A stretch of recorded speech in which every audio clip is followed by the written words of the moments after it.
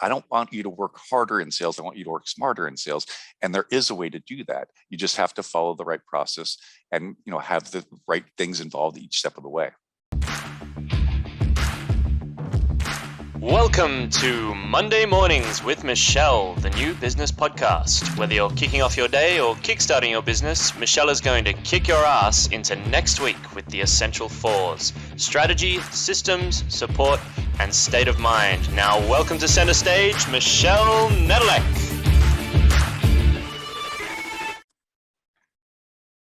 Hey there, peeps. This is Michelle Nedelec, and I am super glad that you're here with us today because I'm here with my most amazing guest, Rob.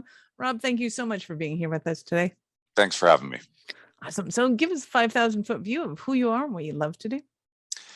5,000-foot level of what I do. I'm an outsource or fractional VP of sales. So I go into businesses, I help them set up a sales process that their whole sales team follows, and kind of just organize and coach their sales to get them to the next level. Usually a business owner brings me in when they want to get their business to the next level. And they bring me in because I have the experience. I've built and restructured companies throughout my career. I have over 30 years of sales, over 28 years of building businesses. So I've seen what works and I've seen what the mistakes that have happened along the way as well. What? People in sales make mistakes? No way. People in business make mistakes. Oh, fair enough. Okay. Salespeople don't, but business people do. So let's back up the bus a bit. And how did you get into sales in particular? Something about when I was in college and high school, if you said I had a long career in sales, I'd be like, no, that's not what I want to do. I got into selling. I'm going to date myself here now. I got into selling. I started my career selling classified advertising. That's when newspapers relied on classified ads to make a lot of money. And I did really well. I just, for some reason, took right to it and was able to grow my accounts from pretty much zero to a high amount in a short period of time. Became sales manager after 2 years. Then 2 years after that, they moved me back to Los Angeles to build the newspapers out here. We bought 2 existing newspapers to merge them together. I don't know why I just really took to sales. And I guess because I understand what sales is, and a lot of people don't. A lot of people think it's conning, it's selling people. You're convinced. It's like, no, it's just having a productive conversation, see if there's a reason to work together. Nice. Well, and I'm impressed that you made that transition from salesperson into management, one, so quickly, and two, that you took to it like a bird to flight. You're just like, yes, this is a thing. Because I've seen a lot of salespeople get promoted that were awesome at what they did, but they didn't know how to articulate that. And they certainly didn't know how to train somebody else on it. Yeah. So did you kind of analyze your mojo and figure out what it was that made you good at being able to articulate that to other people? I just keep it real simple, Michelle. I mean, it's, people sit there and try to complicate it. And, okay, use these techniques, use these strategies, influence, control. No. It's just, it's like the human body, 2 ears, 1 mouth. Ask questions and let them answer. That's a really and hard listen to skill what to they get say. people to That's like cut you off. But it's funny. Once they do, I mean, I was publisher of a satire publication called The Onion here in Los Angeles. And I had they're like, we're going to give you one of our best sales guys out of New York. And he knew how to talk about The Onion, but he didn't know how to sell. And once I chatted with him a little bit and went to a meeting with him, and he was like, just rattling off all our demographics, all our things about our newspaper, blah, blah, blah. We came walking out of the meeting, like, how do you think that went? He goes, I think it went really well. They know all about The Onion. I said, what are their problems? What are their issues? What are they having a hard time with? Because I don't know. I'm like, that's right, Pete, you need to ask them questions. You need to let them do most of the conversation and you'll find out. And sure enough, a couple months later, he was doing that and he was doing really well. So if somebody is open to the idea of understanding of what sales is and not being, intimidated by it, it's amazing at the differences you can make. Nice. I love that. So what do you find are some of the biggest issues other than not being able to stop talking and for people to learn how to get into sales and not so much kind of obviously the techniques of sales, but what kind of mindset do they have to overcome in order to take on the skills that you're teaching?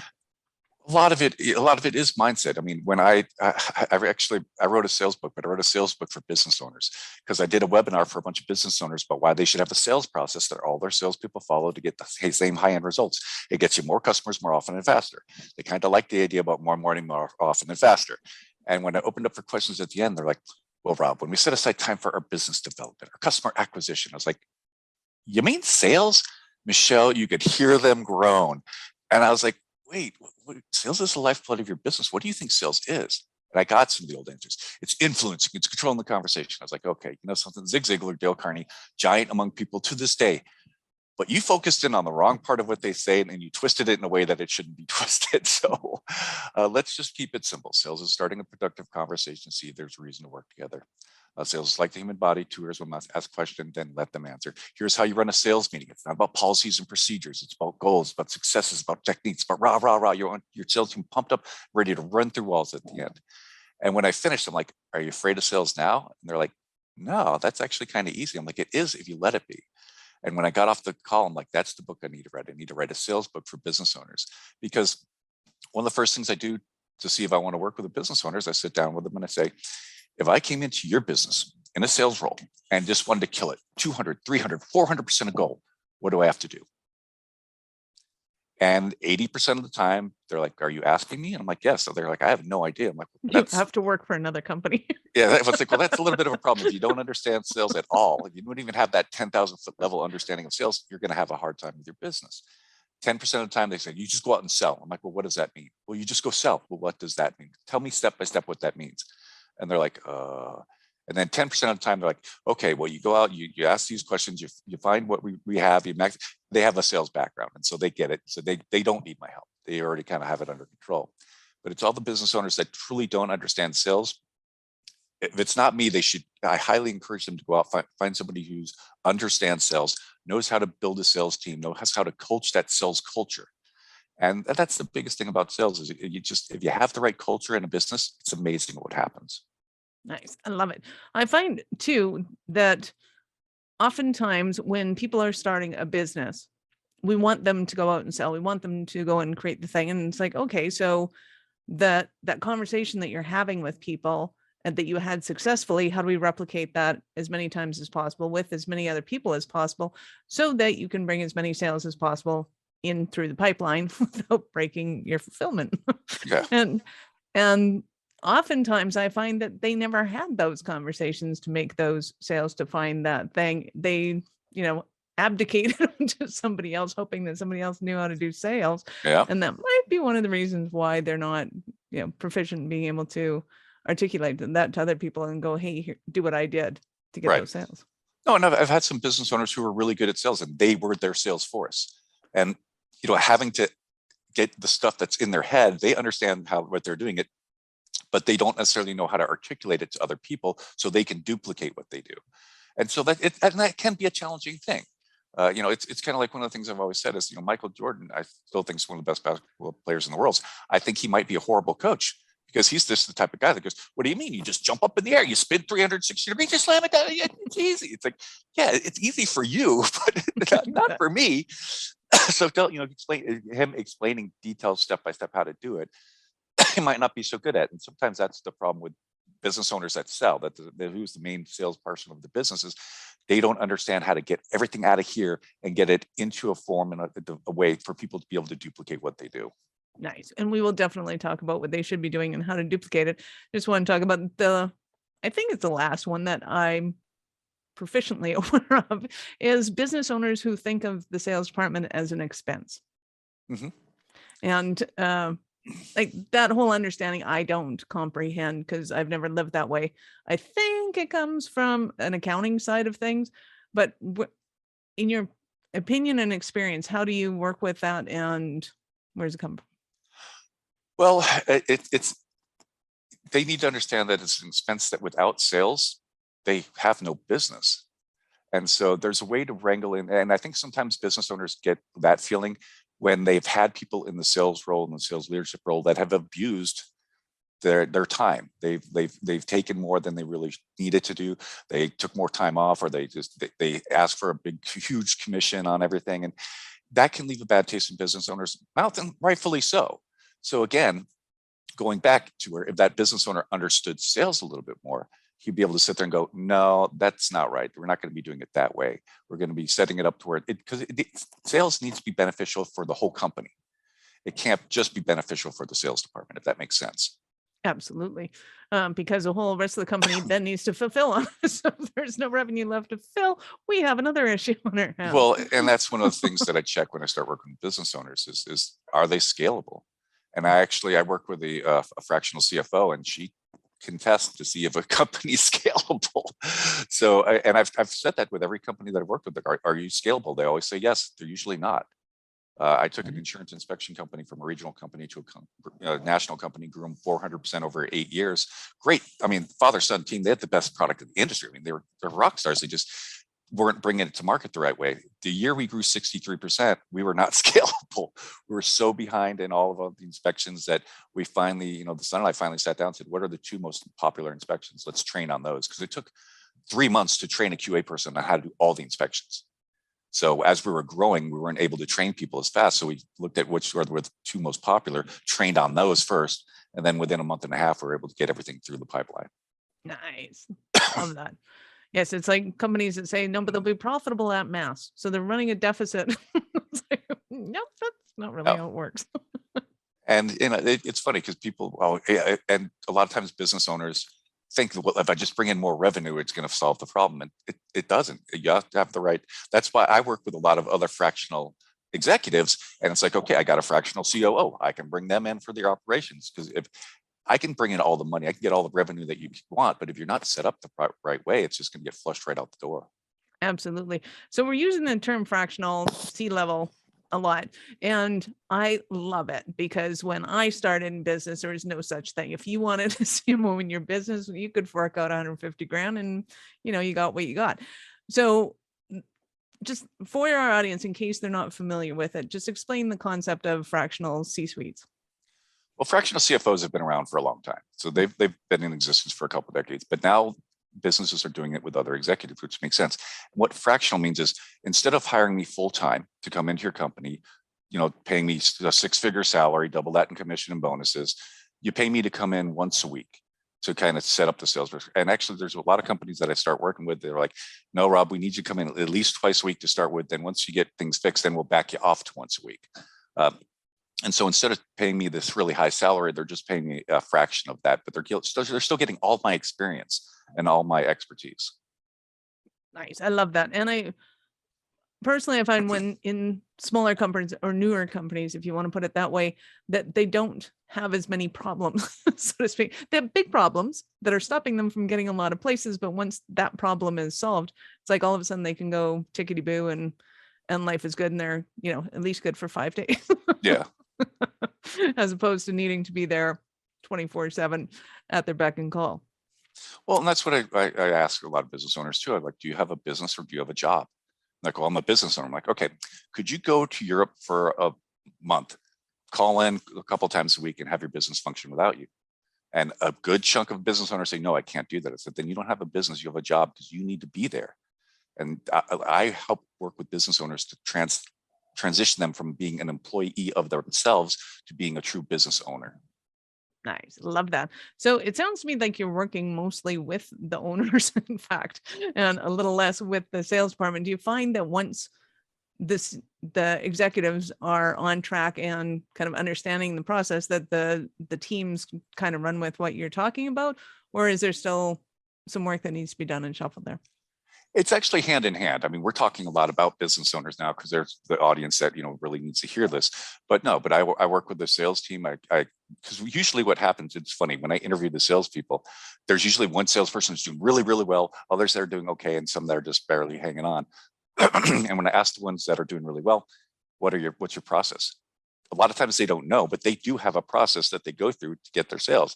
And when we break that down and kind of do a deep dive into it, and then we roll it out to all the other salespeople, they're like, wow, this makes it easier. And it's like, yeah, it's like, I don't want you to work harder in sales. I want you to work smarter in sales. And there is a way to do that. You just have to follow the right process and, have the right things involved each step of the way. Nice. I love it. So without giving away your secret sauce, what are some of the things that they can be doing to help improve? I'll tell you what, I will give something away for free, which is incredibly valuable to your audience. The most important thing, and the very first thing that I do with every business, is make sure your value proposition is on point. It's probably not. You're speaking in your voice, you're not speaking in your customer's voice. So what you need to do, and I did this with the insurance inspection company, I did this with a company that did marketing services for orthodontists. We were able to reduce their deck, which was 20 pages deep, jam full of information, to a 1 sheet with 4 bullet points on it. Nice. And so to find your value proposition, go out and ask your 3 best clients. That doesn't mean your biggest ones, because sometimes they're the big pain in the rear ends, but your best ones, the ones you love working with, you have great margins, they love working with you. Ask them, what value did we bring that you expected? What value did we bring that we didn't expect? And what's the best thing about working with us? Those first 2 questions are kind of just to get them talking. It's that last one that's really the hook. And listen to what they say. And if they're all saying the same thing, that's your value proposition. We did that with the insurance inspection company. It was, again, I was like, why should people do business with you? Like, we have the best time, service, and quality. Time, service, and quality. All right. Went out, asked 3 of us clients, why do they like insurance inspection? It's dime a dozen. Why do you work with these guys? They're like, Rob, in this industry, insurance, there's always going to be problems. When there are problems, we know we can call or email them. They'll find out what happened, who was involved, and how to make sure it doesn't happen again, and get back to us within 24 to 48 hours. I was like, huh. It's like, that sounds like good customer service and communication. They're like, yeah, they do it. Not a lot of other people do. I was like, well, what about time, service, and quality? Michelle, all 3 said the same thing. If you're not doing time, service, and quality, you're not working in this industry. So we changed the value proposition from time, service, and quality to customer service and communication. The next year, they grew that 26 and then 63 the year after, because we were speaking to the market in the market's voice. And it's sometimes, as a business owner, it's hard to get out of your own way in your own head. So again, do that. Go ask your 3 best clients, or have a marketing person go ask them those questions. And listen to what they say and form your message around that. And then make sure that every single person at your company knows your value proposition. I love that. And if you have sassy clients like I do, you might have to wordsmith it a little bit to be able to put out in the world. But they are my favorite clients, and they all said the same thing, which was awesome. But yeah, not exactly good marketing message. But it was super fun. So when they have their marketing message straight and they know what that value proposition is, I'm assuming that they're still going to go into some client meetings where the prospects are a little trepidatious, let's say, that maybe they've been burned before. Maybe they've had bad experiences with the industry. Maybe they've had, a lot of stuff. I'm only speaking from experience. So when that happens, how do you get into those pain points with people when they're, possibly a little leery and going, yeah, I know what you're trying to do with this? you ask questions. So what has been your experience? Okay, if I'm talking to a business owner, what has been your experience working with sales leaders? What has been your past experience with them? Have you had good times? Have you had bad times? What's your biggest struggle right now? Then listen to what they say. And then you might need to dig a little bit more. It's like, if they sit there and say, oh, we worked with this one marketing company and they were just awful. Oh my God, they just took all our money. Oh, well, what would they try doing for you? What were the things, and why? Mm-hmm. And that's the biggest question to ask sometimes is, why did you go down this road with them? And and sometimes people don't want to talk about it because it's painful and they're embarrassed and they don't feel good. But let them know it's like, it's okay. Something, there are a lot of people out in the industry that should not be doing what we do. And there are a lot of people out there in the industry that don't do what we do. And this is the way we do it. And this is why you should work with us. That is awesome. So give me an example of a Cinderella story of one of the clients that you've worked with. He gave us an awesome one. Give me another one. I really like the Aussie company that did marketing for orthodontists, because again, they flew into town. They had this deck that was 20 pages deep, jam full of information. I sat down with them. I looked at the deck. I looked at them and said, I'm not going to read this. And they're like, what? I said, you're paying me and I'm not going to read this. Do you think an orthodontist is going, why do you have all this here? And they're like, well, it's everything they need to know to make a decision. I'm like, no, it's everything you want to tell them to impress them with their vast amount of knowledge and how great you are and how wonderful what you guys do. But it's not what they need to know. And it's not really what they care about. So we did the old experiment, went out, asked those questions, reduced that one sheet, that 20-page deck to one sheet with 4 bullet points on it. The sales rep the next week calls me up. She's like, Rob, they're reading it. I'm like, well, Brooke, they're supposed to read it. She goes, Rob, they've never read anything I've ever sent them before. And so we're able to do that. And then the next thing that we did is we decreased their sales cycle by changing the sales messaging. Because do you know how many orthodontists get called by marketing companies a day? I mean, they just get hit up all the time. So we changed it around on them. We said, hey, doc, I'd like to get 10 to 15 seconds of your time to see if you qualify to work with us.